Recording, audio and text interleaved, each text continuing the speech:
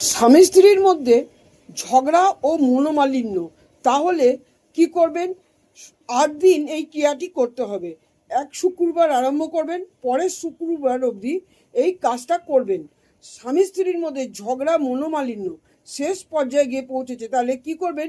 শুক্রবার রাতে আপনি যে এটা ঠিক করতে চাইছেন তিনি বালিশের নিচে দুটো কর্পূরের টুকরো রেখে আপনি ঘুমাবেন, আর মনোবাসনা করে জিনিসটা আপনি রাখবেন এবং ঘুমাবেন।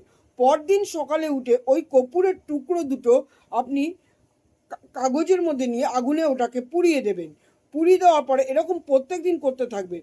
পুরো 8টা দিন এটা করলে আপনি কি করবেন, এটা পরে এর রেজাল্টটা পাবেন কিছুদিন বাদে। যেটা হচ্ছে আপনাদের মধ্যে যে স্বামী স্ত্রীর মধ্যে যদি এমনি মনোমালিন্য হয়ে থাকে সেটা কেটে যাবে। যদি এর মধ্যে কেউ কিছু করে থাকে সেটাও কেটে যাবে। যদি কোনো কেউ টুকটাক তন্ত্রমন্ত্র কিছু ক্রিয়া করে থাকে সেগুলোও অনেকাংশে কেটে যাবে।